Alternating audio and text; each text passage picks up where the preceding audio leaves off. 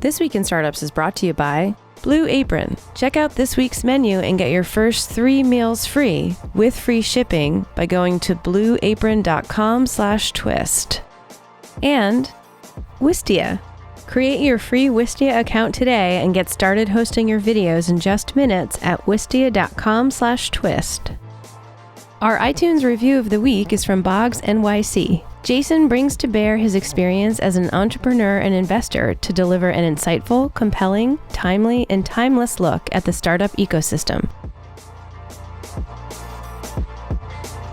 Hey everybody, welcome to This Week in Startups. I'm your host, Jason Calacanis. And This Week in Startups, as you know, is the podcast where we talk about technology, investing in company startups, entrepreneurship.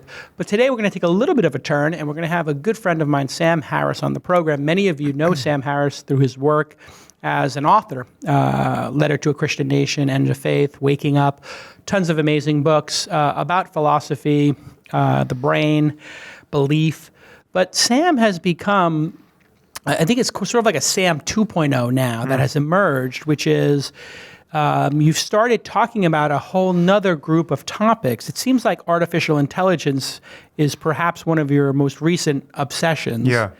And what I love about this is, you know, when you were working, your work on religion, which is profoundly important in this day and age, but for dark reasons, for not very optimistic reasons. It seems like religion is this broken piece of our, you know, operating system. It's like a bug in the operating system, and you're pointing out exactly how messed up it is. But AI feels like hopeful in a way, although you have some dark positions about it. But also a bug? Yeah. I mean, I also find reasons to be terrified even in that space, but it's, I think it's, part of it's hopeful. If we do it right, it's the most hopeful thing. If we do it wrong, it's among the least hopeful. So it's a very nice forking path problem that we want to take the right fork there. And I remember when this all happened, you and I have the same book author, the same agent, John Brockman. And we met, I don't know, a decade ago at some Brockman parties or something. But you and I and Elon Musk and another friend of ours, Ryan, would have dinner on a pretty regular basis in Los Angeles, just hanging out before Elon was even known as Elon. People didn't know who he was. And this whole AI conversation came up years ago. We used to talk about it a bit. But it sparked something in you.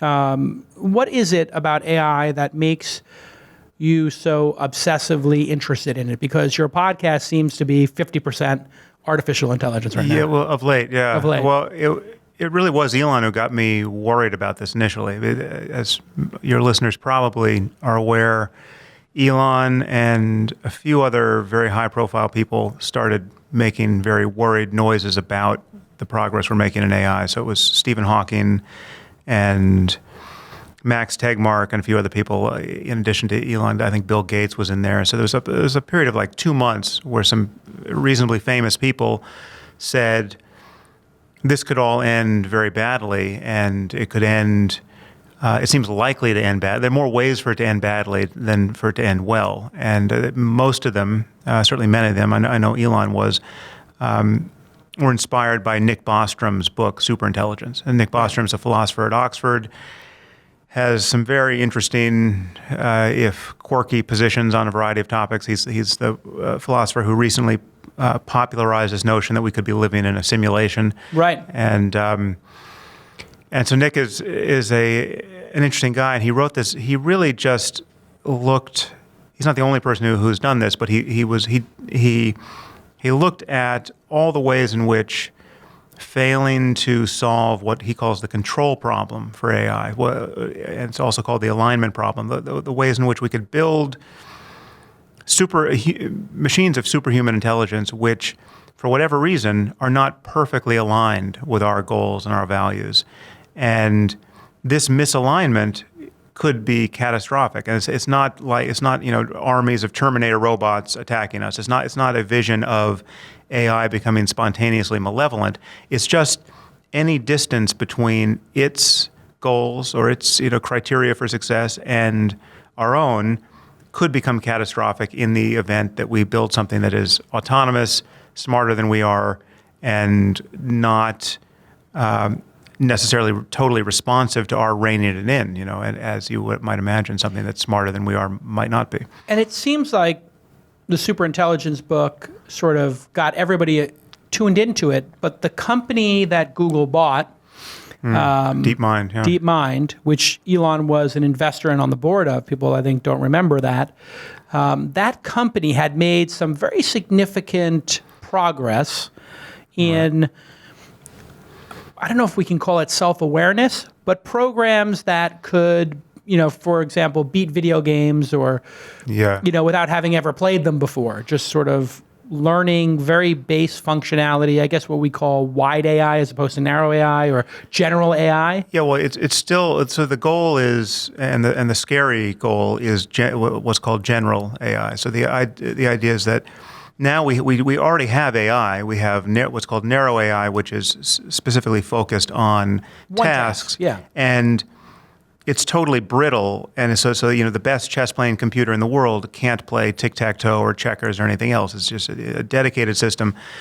So what DeepMind has been able to do of late is develop algorithms that are more general. They're still narrow. I mean, we're not talking about something that has anything like human-level functioning across the board, but within the paradigm of playing, let's say, vintage Atari games, all 57 of them, whatever there are, and Space Invaders and Asteroids, all of them. The same algorithm can learn all of these rather disparate games and play them, most of them at a superhuman ability very, very quickly. And that was a breakthrough, and that was implemented based on a technique that's called deep learning, which is a kind of neural network approach to AI. Again, still no one is touting this as a general intelligence breakthrough, but it is for the longest time in neuroscience, which is where I did my PhD work. It was reported that AI just didn't pan out. We've just had an AI winter for the better part of a generation. Yeah, and 30, 40 years since people came up with this concept. It was cold.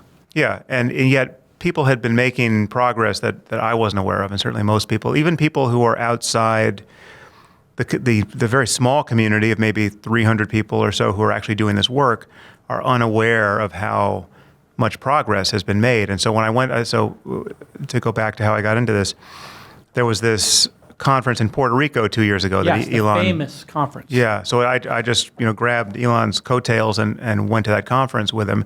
And I was really among just a few people who were interlopers there who just had not been invited and had really no reason to be there. Everyone else, for the most part, was either doing this work or for some reason was just very close to the action. And the conversation about AI in the conference was very different from what you hear outside of it. So even on like a very learned and connected web page like edge.org, John Brockman's website, you have people who you would think, certainly they think they're well aware of what's going on in the AI world, but you have people on edge who think that either we're making no progress or maybe it's 100 years off. There's nothing to worry about. Worrying about AI is as one person has said, is like worrying about overpopulation on Mars, right? This concern is so far away in principle that it's But you irrational. disagree with this, and I think a lot of people do. What is the reason that there's this sort of chasm between, highly intelligent people, professors, authors, really deep thinkers, and the insiders? Because the insiders seem to have a very different position than the people looking in. What is the difference? Yeah. Why does that difference exist? Well, but one is that the insiders are aware of how sudden progress has been of late. I have a kind of a split view of this because there are many insiders who are trying to make a lot of reassuring sounds about why you don't need to be worried, but they're surprisingly unconvincing. And I came away from this first conference, this Puerto Rico conference, fairly alarmed because the people who were closest to doing the work were not saying this is 100 years away, you don't have to worry about it. They were saying all the things that suggested this is the serious breakthroughs could be very, very close. 10 years. Yeah. And yet they were trying to reassure everyone that they had all of the ethical questions in hand, and that we were not in any kind of arms race, and all the incentives are aligned for safety. But that was totally unpersuasive, right? And so you could sense an arms race. Yeah, we got this. Yeah, it's going to be fine. And what you sense is there's a lot of very young people drinking a lot of Red Bull, and half of them have Asperger's, and we're in an arms race with who knows who, right? Yeah. And all of the incentives are, it's just on principle, it has to be easier to build dangerous, imperfectly aligned AI than it is to build safe, perfectly aligned AI. There are more versions that will be imperfect and yet still incredibly powerful. Right. And so it will take extra work to do this safely. It'll be easier to be sloppy than to be considered. Yeah. And just human nature. Yes. And an arms race incentivizes sloppy and dangerous. Move fast and break things is the philosophy of Silicon Valley. Because when you look at the consequences of getting there first, if you just imagine to be 6 months ahead of the competition is on some level to be years and years, even thousands of years ahead when you look at the technology industry, power of the technology. It could be the difference between being Google and InfoSeek, Facebook and Friendster, or MySpace or Uber and Lyft. It could be the entire prize. Yeah, and I think even bigger when you look at all of the possible gains. When you just look at what it means to build general intelligence that can build further iterations of itself, that can improve itself, that can rewrite its own source code. That's the ultimate prospect of what's called an intelligence explosion, where this thing could get away from us. When you have innovation getting outside of human control moment to moment. The temptation to start that process humming when you're in an arms race with every other company and with other countries, that's going to be very difficult to resist. So we need, and there was actually just a follow-up conference in Monterey at Asilomar 2 years after the Puerto Rico one, organized by the same people, which was more reassuring. Actually, people seemed to have all gotten religion on this point, that there is a real safety concern that has to be forefront in everyone's thinking. All right. When we get back from this quick break, I want to talk about Trump, Dolores and Westworld, and terrorism. We'll keep it light. Okay. We'll come right back on This Week in Startups. Okay. Hey, everybody, I want to tell you about a great product, which you've probably heard about, but maybe you haven't tried yet, and I have tried it, and I love it. It has become a big hit in my household with my 7-year-old daughter. It's called BlueApron.com. My wife loves it, too. Go to BlueApron.com/twist, and you'll get your first 3 meals free with free shipping. It is an incredible experience. You get a box. It's obviously refrigerated, and all the ingredients and a beautiful menu card and a recipe card of how to make the product. So I've always wanted to make pizza at home. I've never done it. I made English muffin pizzas. This is what we call Irish pizza when you grow up in Brooklyn. But they sent a beautiful pizza dough and beautiful sauce and cheese and everything, all perfectly portion sized and an easy to follow recipe. Then the other thing I've always wanted to learn how to cook is General Tso's chicken. That was one of my favorites when I was in New York and I was living on the West Side in Hell's Kitchen. I'd walk home from the Garden after watching the Knicks win a playoff game. I get General Tso's chicken. I never knew how to make it. They give you all the ingredients, a little cornstarch, so all these little syrups, and you, like a little professional chef, everything just goes smoothly. It is an incredible experience. It's also affordable. You get a ton of variety. It's super flexible. You get the deliveries when you want. And I was just amazed by the quality of the bok choy, of the chicken. Everything was the highest quality.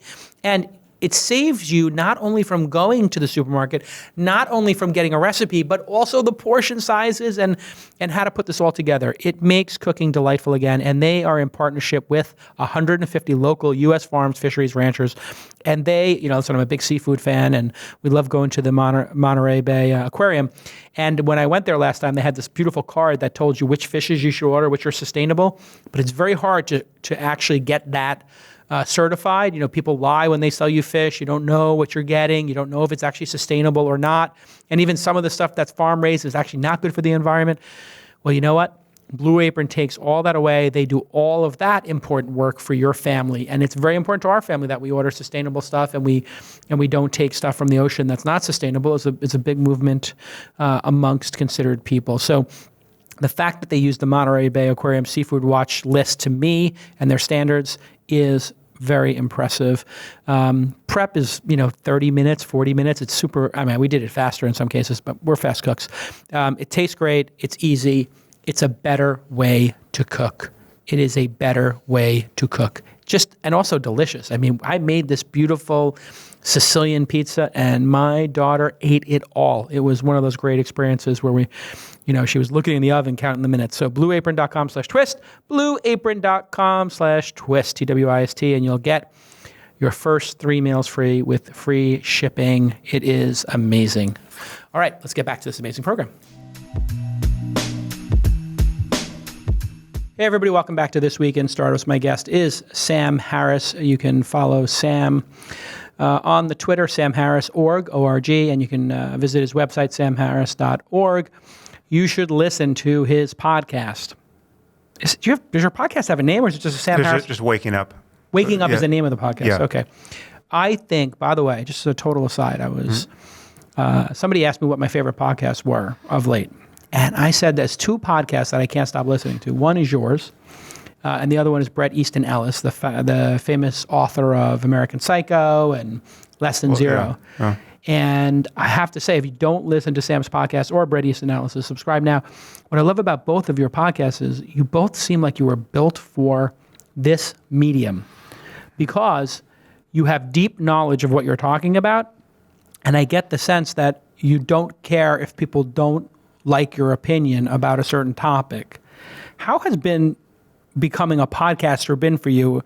Because you're an author, you get to put a book out every, 18 months? You seemed like you were pretty prolific. Some years, but there's been a few years between some books. That's the real change has been that time course of publication. It makes writing books seem less and less rational. I'm still doing it.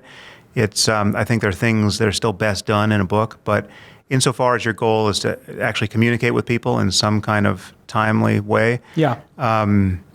If I had finished a book today, it would take a traditional publisher 11 months to publish it, right? And then it would take, I don't know, a year for maybe 100,000 people, if I'm lucky, to buy the hardcover. In the best case, 200,000 people buy the hardcover. If I finish a podcast of any length, it could be 3 hours where I'm talking, so I have time to go deep into a topic. 300,000 people could listen to it over the next 3 days, right? And it gets released, a day or a week later at most. So it's intoxicating. So it's it's just insofar as you want to reach people and you want to be talking about something that's relevant now. It's a totally different publishing medium. You figured out the secret. And the other great thing about it is, we're about to hit 700 episodes here on This Week in Startups, it gives you an excuse to have a conversation with super intelligent people. And you mentioned this recently on one of your episodes. You're like, I don't know if I would ever have talked to you. I forgot who it was, but one of the guys, you're like, I don't know if I would have ever actually been able to meet you, but I needed to have a guest on the next episode, so I might as well just go do it. No, that's hugely fun. And again, it's something that I never do in writing a book. If I'm researching a book, some people do this, but I'm not a journalist. I'm not constantly reaching out to people to interview them for my book. Right. So these are conversations that really wouldn't happen otherwise. All right. Well, don't stop writing books because they're amazing. By the way, if you haven't read Waking Up, the book, your last book, that is your last book, right? Waking Up? No, I wrote a short book with this former Islamist radical. The Future of Tolerance. Islam and the Future of Tolerance. Got it. So that was a short. A shorty. That actually was in some ways virtually a podcast inspired book because we just got talking, and then transcribed our conversation and then worked it up into a short book. And you're doing some of these live now, so you'll do. Who did you do? Dawkins recently. Yeah, did live. Yeah, Richard. In LA. So you're starting to, and you sell these out very quickly. You have a very interesting fan base too. When they line up for the questions, it's super interesting. Yes, I have yeah. They're enthusiastic. I have They're very engaged. Yeah, I mean, it cuts. I love it, but it's not. The irony is, I'm often accused of having a cult-like fan base that will flame my detractors and will just support more or less everything I say. Yeah. On the contrary, given how much I've emphasized intellectual honesty and self-criticism and self-doubt and being responsive to counter-arguments in my work, my fan base is so critical of any. I mean, if I'm 10% off when I say something, they will be so disappointed. And it's heartbreaking. It's amazing. I've seen it. I was at a live one. I mean, if you take one misstep, they're so disappointed by you. Yeah, but it keeps me honest, and it's okay. great. Let's get into some of this radical honesty. Westworld. Mm-hmm. You love the show. Yeah. Me too. Yeah. I think a lot of us do. A lot of ethical and moral questions come up in the show. It just seems like somehow there is this zeitgeist right now around artificial intelligence and consciousness and freedom and slavery. And why does that show, what's the major question that show you think shines at answering or dabbling in or just exploring? Yeah, well, there are a few, and one was really surprising for me. So because obviously we've lived with the prospect of building intelligent machines and humanoid robots. I mean, those have been staples of science fiction for as long as we've been alive. What surprised me about the show is seeing what will inevitably be the effect of building truly human-like robots, whether or not they are conscious. So let's just assume, for argument's sake, that we get out of what's called the uncanny valley. I mean, for those who don't know it, the uncanny valley is this: when you're building robots that have human faces or faces, you go from kind of just cute, cartoonish, toy-like looking things to something that's attempting to be humanoid. Yeah. But there's this valley of where it's not truly lifelike and therefore is uncanny. I mean, there's a kind of a creepiness that persists until you get actually something that looks perfectly human, right? So we're obviously not there. We're still stuck in the uncanny valley. It reminds me of, what it reminds me of is like Pixar movies. Right. There was like computer animation just seems so fake, and then at a certain point you watch a computer animation and you watch the new Star Wars and they put old actors in, and you pass the uncanny valley. Yeah.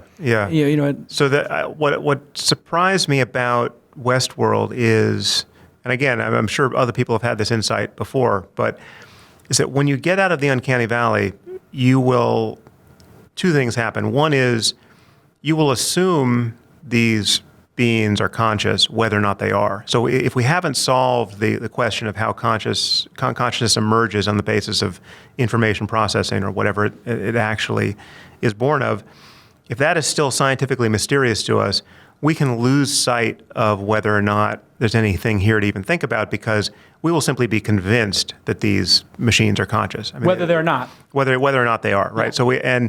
So it's interesting to realize that we may simply just lose sight of this intellectual and moral problem, and we will just assume by default that we are interacting with a conscious being. Again, based on just pure outside appearances. I mean, the appropriate behavior, the appropriate speech, and the appropriate what's called mimetic facial play is will just be totally persuasive for us, because we are apes just designed to attribute consciousness to other apes in the way that we do. But even more interesting for me was in watching Westworld, I realized that even if we knew these machines aren't conscious, right? Even if the people who had coded Dolores could assure us that what's going on there is not a basis for consciousness. She's not conscious. She is not feeling the pain. Yes. There's nothing upstairs. Yeah. So mistreating Dolores is exactly like mistreating a television set or a toaster. I mean, there's no there, right? No, so do whatever you want, right? Right. The consequences of getting out of the uncanny valley will be that even if you knew that there's no suffering here, right? It is so the outward signs of consciousness are so compelling that you will feel, not only will you feel morally culpable for the harms you produce, you will it will actually begin to destroy your morality or your perception of other people's morality if you or others mistreat these robots the way that it's intended. So it seems to me that if you have robots who you basically kill, you murder in the way that you would in like a first-person shooter game. Yeah. If these robots are out of the uncanny valley, you will feel more and more like you are actually murdering people, and that will be almost certainly a bad thing for you, for society, for your relationships with other people. And certainly, if you're raping Dolores, you will feel like a rapist, right? And people will view you as a rapist. Yes. And on some basically. On every relevant level, you will be a rapist, even if at the end of the day, you can decide, well, there was nothing that it was like to be raped by me because I just raped a toaster. Yeah, this is not an actual conscious being. Yeah, that part won't ultimately matter, I think. And so I think we won't be able to use these machines in the way that we think. So that I don't think Westworld is possible on some level because it would be so obviously bad for us. Right, which the show kind of just starts to dabble in, but it reminds me of the Kubrick unfinished film AI, where they have the boy, and they're just like, yeah, no, he's broken. Just send him back, and we're just going to rip them apart in this, fair where we just destroy the droids. And so, what does that say about video game morality? If we can very easily say, okay, if Dolores is abused, you're an abuser. And this obviously is going to do something to your psyche that makes you a sadistic, insane person who is likely to do it again or whatever, be impacted deeply by it, which I think the Stanford prison experience? Prison experiment, yeah. Yeah, I mean, those showed anybody's capable of this insanity, where a lot of people are who don't think they are.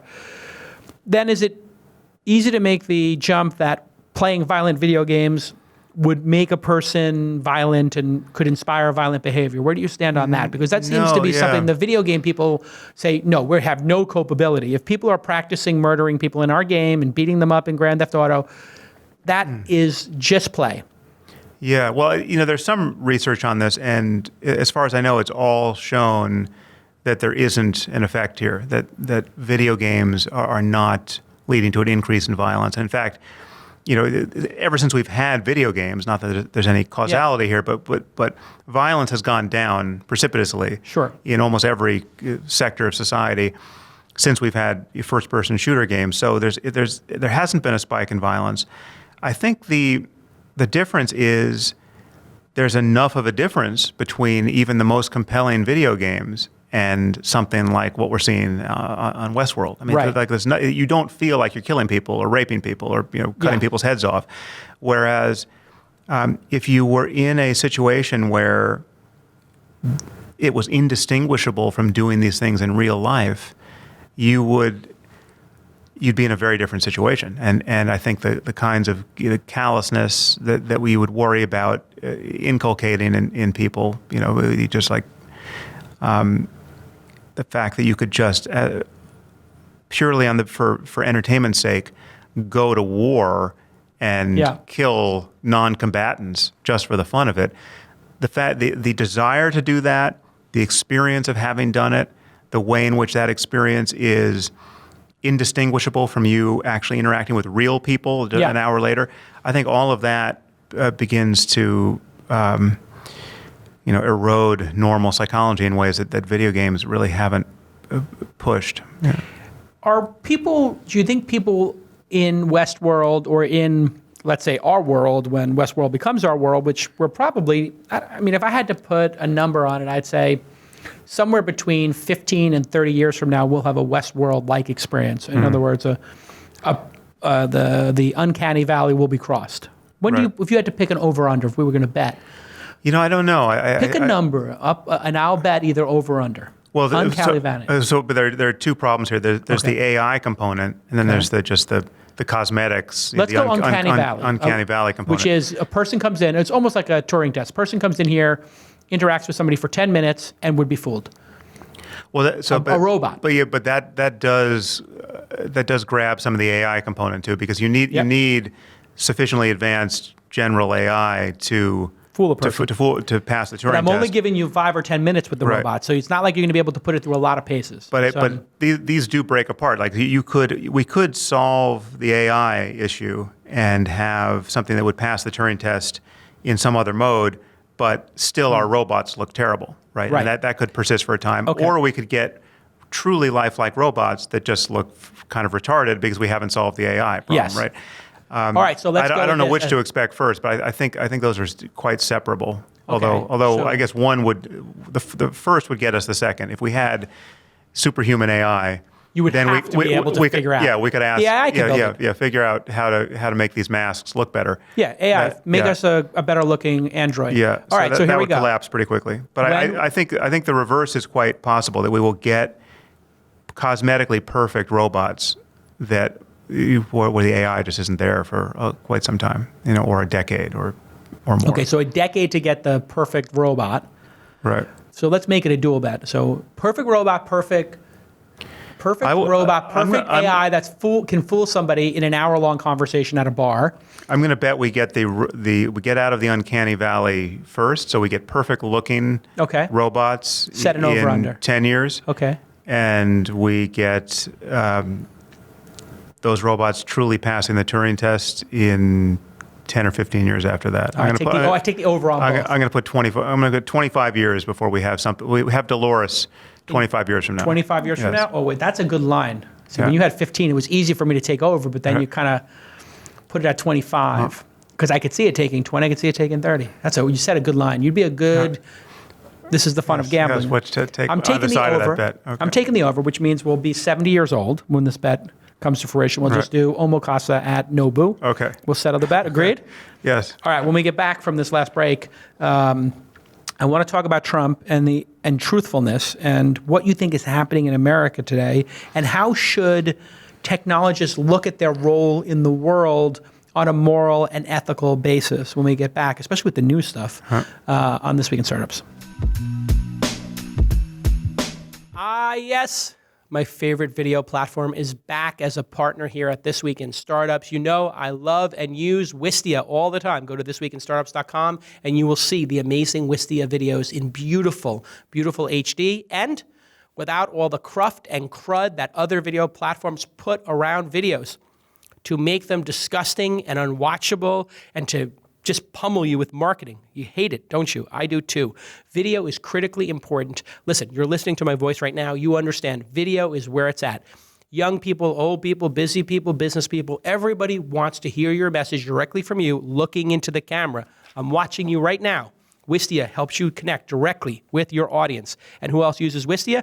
MailChimp, Moz, HubSpot, Zendesk, Herman Miller, Sam Adams. And this company's on fire. I don't own any equity in it. I'm trying to get myself a little board of advisors position. Maybe I can be on the board of directors and pull a dime here. 330,000 user accounts, and I have no equity in this company. I'm just dying inside. And when they started sponsoring Twist 2 years ago, they had 50,000. That shows you the power of This Week in Startups combined with a world-class product like Wistia. They have grown almost 7x in that time.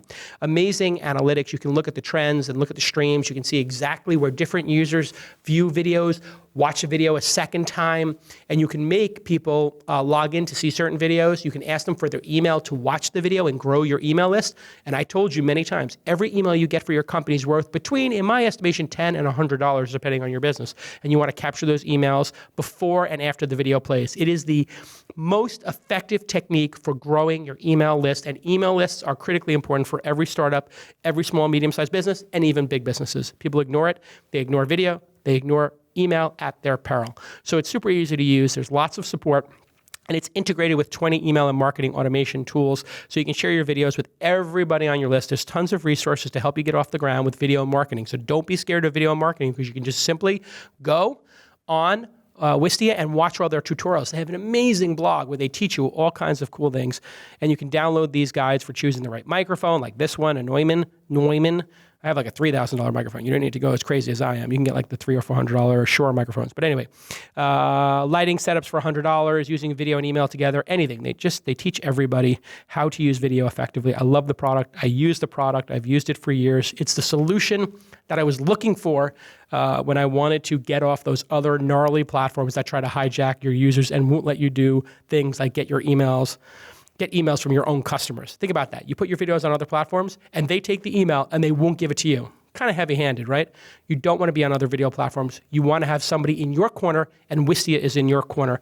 Here is your call to action. This is what the fans need to do for me and to get the best video platform in the world. I want you just to go create an account on Wistia and start hosting some videos there in minutes. Wistia.com/twist, Wistia.com/twist, Wistia, WISTIA.com/twist. And thank you so much to the team at Wistia for supporting independent media like This Week in Startups. It means a lot to me personally. Let's get back to this amazing program.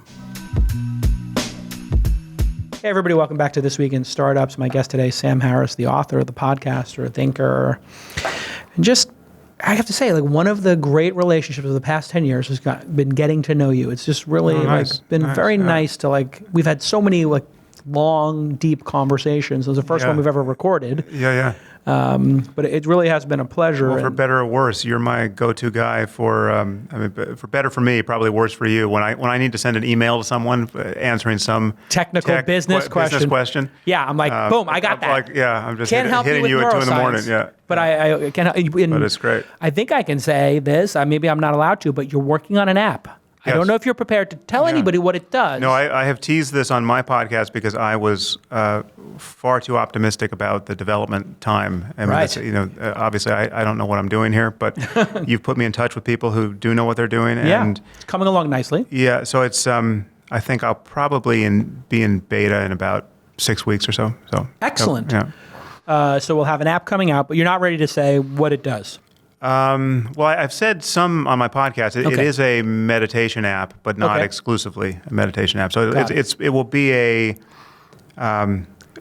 in some ways, just a kind of a walled garden for my content. I'll be able to put talks and Q&A functions in there. With meditation being a foundation. Yeah, but there'll be this foundation track of mindfulness meditation of a sort that you've seen in other apps. Sure. Like Calm and Headspace and 10% Happier, and all of those are very good apps. It's not that I'm building this thinking there's no good meditation app out there, and because I recommend all of those as well. But I have, given my background and my interests, I'm bringing something a little different to it. So and you introduced me to mindfulness and meditation. Actually, a lot of the stuff that I listened to, you directly put me towards. And actually, the reason I invested a whole bunch of money in Calm.com was because of the influence you had in sort of steering me in that direction. It's been a sort of profound impact on me. Why is meditation, you think, so important for people who are entrepreneurs or in business? Is there something, because we see it spreading like wildfire here. Yeah. People in business it's sort of turning into their own personal trainer or on a career development level. What is it about this sort of metacognition or ability to quiet your mind that becomes so important to people who work in technology, you think, or business? Yeah, well, I don't know that it's at all exclusive to one domain. I mean, it's just as a matter of fact, in the culture, Silicon Valley has gotten mindfulness and loves it and is now it's just so boosterish on it, and there's a potential downside to that too, because I think if you view meditation in general or mindfulness in particular as just another tool in your toolkit to kind of optimize your life, you can actually lose sight of what a profound thing it is. And it's not just like an executive stress ball, although you can engage it that way, and that's all to the good. If it's reducing your stress, well then good. But it's actually much more of a powerful technology than that. And what is so powerful about it for you? What do you think, beyond the scratching the surface level, like I'm going to reduce my stress, or I'm going to go to bed, and like everybody's looking at sleep and reducing stress. Right. But that, to me, I agree, feels like just scratching the surface of what actually is happening, in year 2 or 3 of meditating, minute 30 or 60 or 90 of really getting deep into it. What is it at its core that makes it so profound? Well, your mind is all you have, really. I mean, it's all you have in terms of your moment-to-moment experience of the world. I mean, obviously, it depends on the body, and your body depends on the world. So it's not you're not just living in some kind of dreamscape. But everything has to show up in consciousness to matter, right? And it just so happens that how you pay attention to your moment-to-moment experience, the kinds of thoughts you think, the kinds of reactions you have, this almost entirely determines the character of your experience and the quality of your life and the quality of your relationships and the things you subsequently want to do and your ethics and basically everything about your life that matters. So changing the way you pay attention to experience, and changing the degree to which you're lost in negative thoughts, say, that's in many cases as good as changing the world. I mean, so you can walk through life trying to figure out how to get all the people you interact with to behave in a way that you no longer find annoying, right? Or you can actually change your response to people who would otherwise be annoying, right. And that the first is an impossible task. The second is actually within your power to do, and meditation is actually the most powerful lever I've found to do that. Being able to understand how you think, why you're thinking, and why you're reacting to situations the way you are. And being able to be able to notice first that you spend almost every moment of your life lost in thought, right? You're talking to yourself. From the moment you get up in the morning, you're literally chased out of bed by your thoughts. Right. And you're talking to yourself. And for most people, this is just white noise. It kind of comes up on them, and they're not aware that they are moment to moment being kind of carried forward in their lives as the next thought, whatever that thought is. And if it's a thought of the anxiety or self-doubt or frustration or depression, whatever, you are completely hostage to the character of your thought until you recognize that thoughts are just part of the contents of consciousness. They're just arising and passing away. And when you can recognize that, and again, this recognition is really, it is what you're doing when you're learning to be mindful or when you're learning to meditate. You're learning to notice what you're noticing in each moment, free of being lost in thought. And so, in those moments, thoughts themselves become other things you can notice. You can hear sounds, you can feel sensations, you can feel emotions arise, and you can notice the next thought, whether it's an image or a bit of language appear in your mind. And it takes some doing to get there. It takes some level of training and in concentration to be able to notice thoughts as they arise. But once you can, you begin to see that the mechanics of your own unhappiness are something that you can actually significantly influence. And most people think, for instance, that they can be, if they get angry, say, or sad, they can stay angry or sad for days at a time or hours at a time, years. At least, yeah.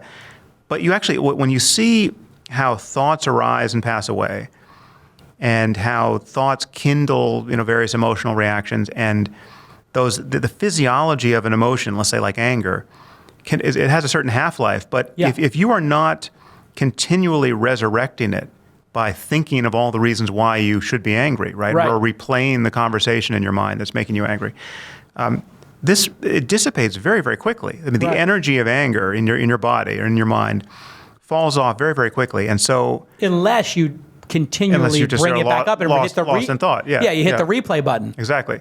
And so that's what until you learn to step out of the stream of thought and just notice thoughts as thoughts. And again, the only way of learning that is meditation. Meditation is the act of doing that. You'll be as angry as you'll be for as long as you're helplessly thinking about the reasons to be angry. If you learn to meditate, you can actually decide to just let this whole thing run its course in a matter of moments, right? And it will only come back again in some subsequent moment when you are once again lost in thought, right? And so that it becomes this continual unwinding of this automaticity. You now have a choice to just get off the train. You can just keep just stepping off, and it's amazingly freeing because then you have a choice. Do I want to be angry now? Do I want to act from anger? Do I want to speak from anger? Do I want to have this anger now become indelible in my relationships because I just said the thing that I can't take back, right? Or do you want to just be able to let it go and see what the next moment brings when you're no longer telling yourself the story of why you should be angry? One of the most profound things you ever said to me was we were having a chicken parm or something, and we're talking at that Italian place we would go to, and you said something about like, it's like your mind is constantly spewing every possible permutation of thought. It's just everything is coming out at some point, and you can just watch it go by like a river and examine it, process it, but realize that your brain is just going to throw every possible thought out in some cases, and you can just watch it go by and not be a slave to it and sort of just let it go by in the river. That metaphor always stuck with me. Yeah. And ultimately, I mean, this is where where the power of mindfulness and meditation definitely exceeds the way most people are using it, certainly in a business environment. But ultimately, the feeling of being an ego or a subject that is watching anything, that in itself is a subtle kind of thought. And when you pay enough attention to, if you look for this sense of self enough, that can actually reliably drop away, so that then there's just consciousness and its contents, and the feeling that you are an experiencer of your experience. Yeah, that drops away, and that is the from a traditional point of view, like a Buddhist point of view in this case, that's the center of the bullseye. That you want to get to the point where you can actually just drop the feeling of self in addition to all of the other mediocrity. How long does that take to get to as a practitioner? I mean, it's hard to generalize about it because years. It seems to me that it need not take years, but it effectively does for most people. I think it's largely a matter of the instruction not being good enough. I think a lot of meditation is taught in a way where it, in some ways, encourages a dualistic look at the, like you start out as a subject over here inside your head, and then you're strategically paying attention to some object, and that subject-object thing doesn't break down for the longest time. But I think it can break down more quickly. I guess TM, Transcendental Meditation, gives you the word as the object. Yeah, a mantra, yeah. The mantra. Yeah. And with mindfulness, otherwise known as Vipassana, you usually start with an object like the breath or sensations in your body. And, right, your feet on the ground. Yeah. Your hands on your... and it's very useful to start with an object, but I think you can put into question the position of the subject much earlier than most people do. We live in really interesting times when it comes to truthfulness, and you've sort of built your brand and the sort of fan base you have around this sort of radical honesty, authenticity. And I wrote one book called Lying, where I look at the ethics of lying. Yeah, right. Yeah. And you now have a president who lies from time to time. Yeah. Well, and it seems like, and I'm not sure what your perception of it is of Trump, but I can't decide if he's trolling everybody. In other words, he's aware that he is a caricature and he's lying and trolling people in order to distract them and for some actual strategic reason to just make all truth indecipherable, and so his truth just slides through. Or if this person is mentally unstable or a pathological liar. Right. When you look at how he was elected and then what we've seen here, we're literally in the first week of his tenure, what do you think is going on in his mind? And America is now trying to parse out what is the truth, and can the New York Times say that he's lying or not? It's a big controversy. It doesn't seem like it needs to be a big controversy. Facts are facts. Global warming is global warming.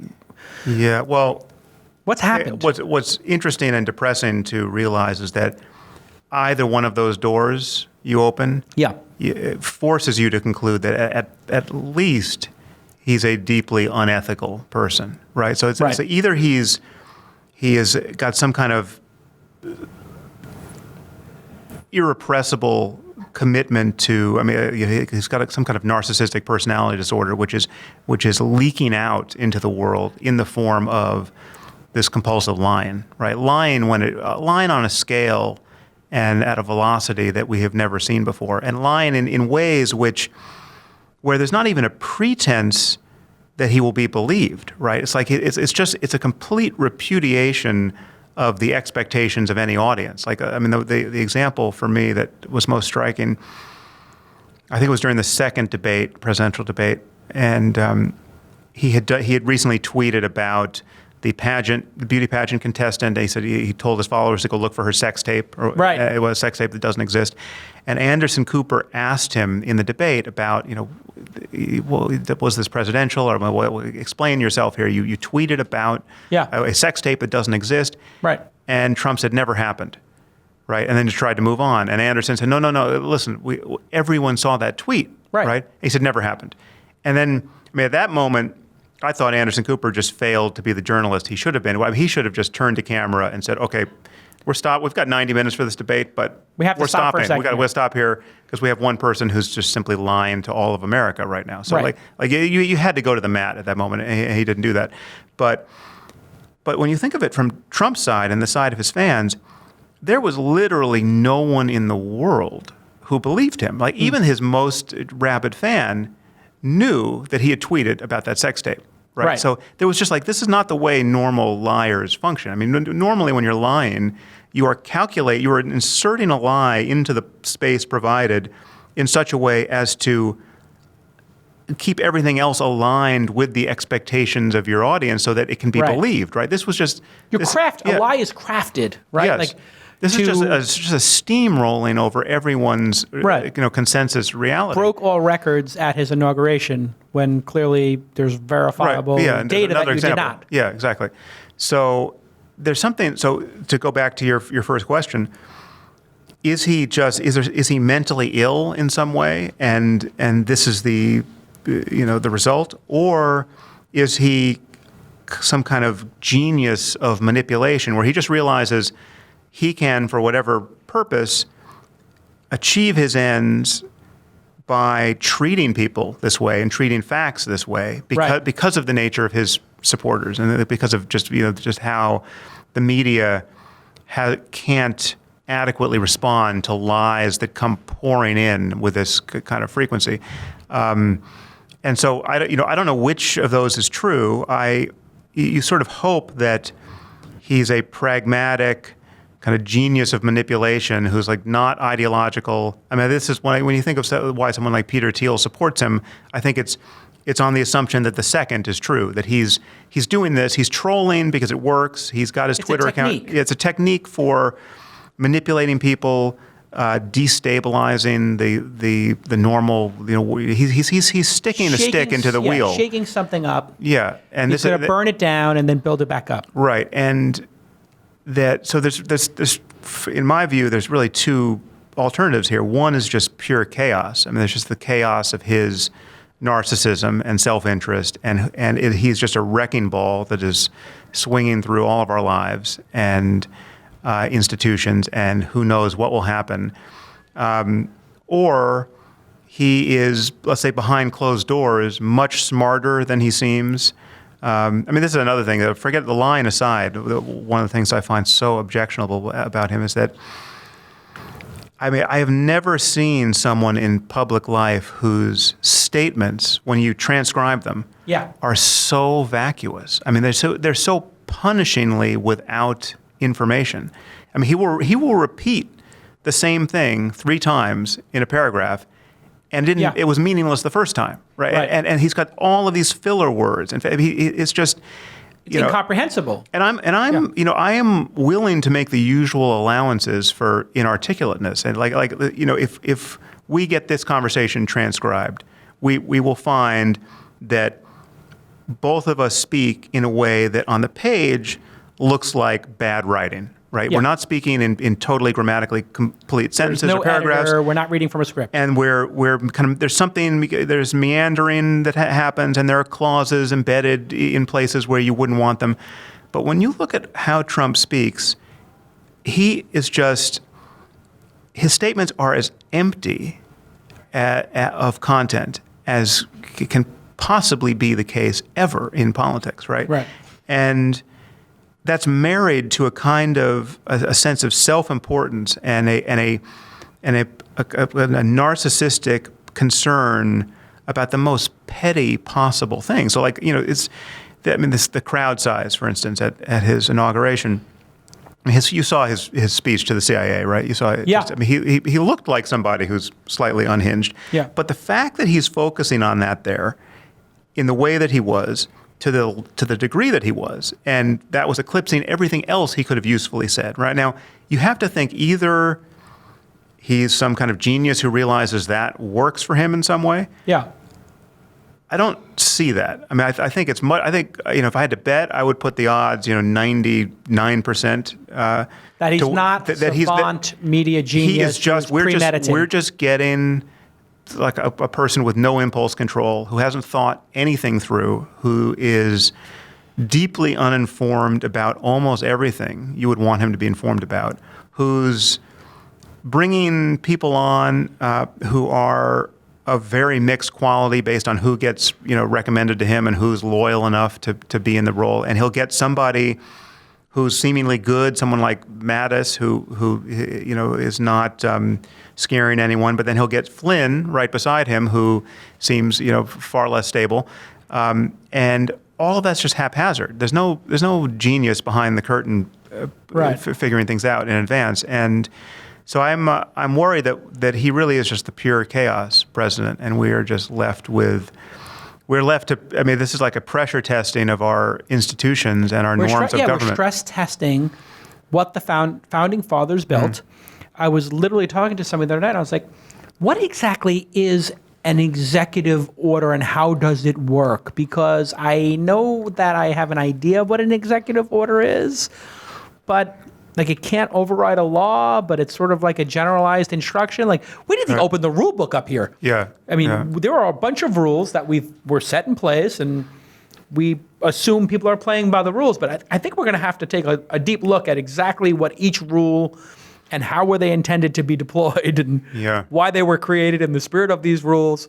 Because, I mean, it does seem like in week one, we're experiencing a level of chaos that, where does this experiment go? But also, like the connection to Russia that is as yet unexplained. I mean, the fact that he has only ever said positive things about Putin, there's no apparent self-interest in that, because how is that good for him during the campaign to have only said good things about Putin? I mean, a dictator. It's absolutely bizarre. It's just as somebody who jails his political opponents, right? Even if they have billions of dollars. Right. I mean, he's just, or he kills journalists. I mean, he's like, this is no friend, of any possible U.S. president, and yet he's only said positive things about him, and this is totally unexplained. And then he had people like Manafort in his orbit, and Tillerson, Tillerson may be a great Secretary of State, but his depth of connection to Russia is also inscrutable, and so it's the fact that all of this is unexplained. I mean, I had Gary Kasparov on my podcast, who, by the way, is built for Twitter. Oh yeah, he's built for Twitter, and he's built for this problem. And right, because I told him on Twitter, I was like, I don't know what you do for a living, but you might be a good strategist. Yeah. You might want to consider doing some strategy work. And what was his position on? Well, it was scary just because he had no. It was totally inexplicable from his point of view couldn't too. Figure out this. It's just like this opening. I mean, it would be readily explained by what everyone fears, that Putin or the oligarchs have something on Trump. The sex tape. Yeah, or they bailed him out of his bankruptcy, or he hasn't released his taxes because the depth of his entanglement with Russia would be a deal breaker. So, but then if that was the case, if they did have the goods on you, or you were deeply embedded with them in terms of financial ties and getting bailed out, you probably wouldn't want to go out and be stumping for them and saying and Putin's a genius, or would you? Well, he's or is he not premeditated? I don't know. All I can say is that it is flabbergasting that saying only good things about Putin as a Republican, right? This is the party that believes it won the Cold War for taking such a hard line against the Soviet Union. That seemed to be in his self-interest to do that, right? It would have been so easy for him to have sounded reasonable about Putin without saying anything really adversarial. He could say, well, listen, Putin is clearly not a Democrat. He's done things that we really can't countenance. But if I become president, I'm going to have to find some way to work with him. So let's just see what happens. I mean, he could have said something like that, which would at least have sounded like he's hedging his bets. And instead he says, this guy's brilliant. He's brilliant. He's a brilliant leader. He's better than our president. I mean, it's just, these are like treason-level endorsements of one somebody of the who's dictators left on the planet, and somebody who's actually hacking the election, right? Right. And releasing, forget about hacking, releasing a tsunami of propaganda that is actually being effective. And so it's I don't know. It's a giant question mark. Which the thing that fits into that space that explains everything is scary. Our iTunes review of the week is from Boggs NYC. Jason brings to bear his experience as an entrepreneur and investor to deliver an insightful, compelling, timely, and timeless look at the startup ecosystem.